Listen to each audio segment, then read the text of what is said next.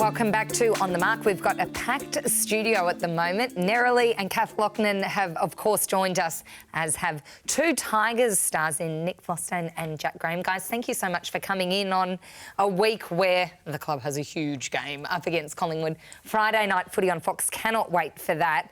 And a game where you're really looking like the Tigers of old. Are you feeling like things are clicking back into premiership mode? Yeah, a little bit. We've got a lot of boys back over the last couple of weeks, so yeah, it's starting to feel good again. Friday night, hopefully it's a packed house, so pretty exciting. Now, you guys are in here to shed a bit of light on a really cool thing you did in the off-season over in Indonesia, and a partnership with the WWF in terms of saving endangered tigers, the club's mascot. Of course, Jack, can you tell us a little bit about this amazing program and what you were doing? Yeah, we were lucky enough to head over to Sumatra and go into the jungle and in the middle of nowhere and experience what the Tiger Patrol units are doing over there. And it was really an eye-opener to see what the tigers are up to, how they're endangered, and all the facts with poaching and the black market. You guys got the late call up. Were you keen to go or a little bit hesitant? Yeah, I was just over there on a surf trip, actually, so that's how I got roped into it. And then I got roped into it. Yeah, and then I said Jack was available to do it. So Shane Edwards and Ben Rutten actually kind of got the ball rolling, and then truck went to Essendon, of course, and Shane couldn't find the time. I think he was in America, so we got the late call up. I'll tell you what, though, talking about late call-ups, you come in, play a few games, play finals, play a premiership, now you're saving Tigers. Life goes all right in the AFL. Yeah, it's not too bad, especially the premiership, but I don't know about Tigers. Tell us about it. What was the highlight of the trip? Take us inside. What was the highlight? Probably just being in the middle of nowhere, really. We got in the back of a ute, sat in the back for maybe 4 hours and just went into the middle of the jungle. So seeing all, like, wildlife. We saw pythons, snakes, just randoms who live in the villages.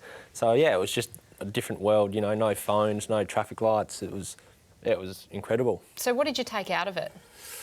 Just the ways that tigers are being saved over there. It's pretty simple. We kind of went over there knowing they're endangered and all that, but we didn't know why.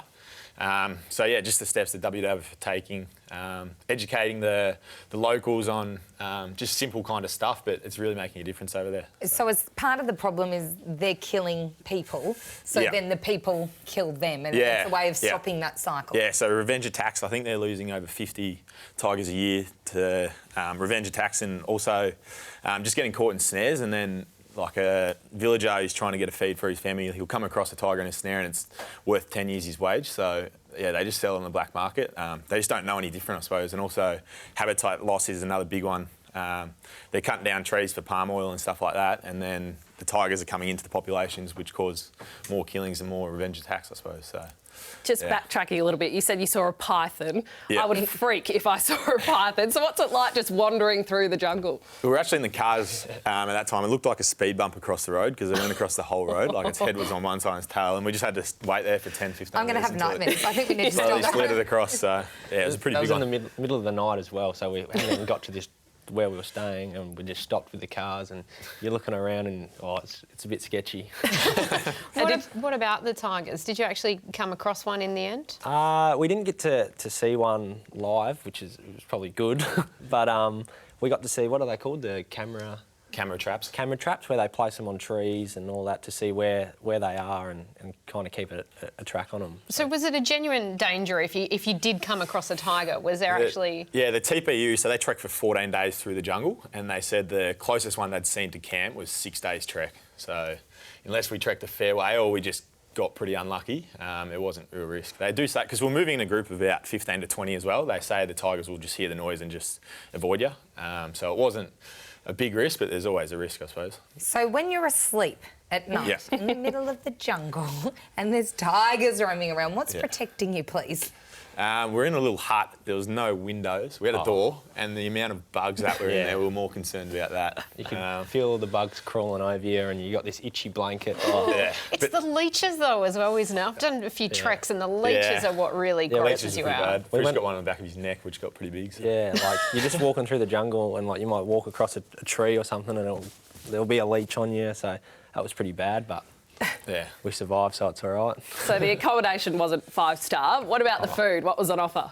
Oh, I'm not good with spice, and that's all they had, so I was sweating, that's for sure. So while they do the trek, they actually have to catch all their own food and cook, and to make it taste good, they just put chilli on everything. So when we were eating anything, it was a layer of chilli. They pretty much deep fried the food, or however they cooked it, and then another layer of chilli. So that was even for breakfast. So we did struggle a fair bit. So you're bad with chilli as well? Yeah, I'm not great with chilli, and it was already 30 degree and humid, and then you just eat Did you chilli. lose weight? We were trying to. But we were only there for 4 days, so it was a bit tough. But So yeah. there is obviously a serious side to this, which is conservation and trying to help the globe out. And is it right that you actually came across a tiger trapped in a snare? We didn't. A couple of weeks beforehand, they found a mother trapped in the snare, and it was pregnant with cubs, so they couldn't save either of them. But Did that impact you when you saw that? yeah, it was pretty Yeah, it was hard to see. pretty sad. Like, we rocked up to the hospital or whatever, the vet, and they actually bring them out because they put them below zero or Yeah, frozen. froze them, and yeah, it was pretty sad just seeing them there, and they didn't really get to experience life. So yeah, it was pretty sad, but obviously we just want to do our best and help what we can do. Has it sparked something within you to do more in conservation and the globe, I guess? Yeah, we're still trying to get the club to, or club and sponsors to sponsor a TPU. So it's $30,000 for a full year of, I think there's 4 of them. That's like all food, all gear and that, so they can trek through the jungle and just look for snares and try and educate the locals as well. It's a pretty cool mascot, isn't it, really, when you think about it? When you learn so much about the Tigers, I mean, there are other clubs in the league that have got maybe mascots that aren't quite as fierce as the Tiger. You're pretty proud The to stand Dockers, behind the it. anchor, not as inspiring. I didn't want to say it. So talk to us about Damien Hardwick and his knowledge of this. I mean, he would have had to sign off on it. Did he think it was a good idea? Well, we were kind of on holidays when it all went down. They kind of planned it at the last minute, and we didn't really know what we're getting ourselves into. So I'm sure the club definitely ticked it off. I'm not sure who gave it the final approval, but Because, Jack, you just had your shoulder operated Yeah, on, so you have to be a bit careful not I was to about a month slip out over. from surgery, and yeah, we were walking up hills like this and down them, and it was pissing down with rain, so trying to not dislocate the shoulder again. But no, it was like a great experience. And I think that's the beauty of being a part of a football club, isn't it, that these opportunities come about. What did you really take away from it, looking back on it now? Well, probably when we went to the villages, just how happy everyone was, really. Just they didn't have much, just the river, a ball, and yeah, we obviously joined in and had some fun with them, but yeah, just don't take life for granted, really. we did do like a little Auskick clinic at one of the local schools there, and the kids were actually pretty good at footy. So they'd never seen a recruiters footy, over. they knew nothing about it, but they're actually pretty good at kicking it and stuff. So that was pretty fun.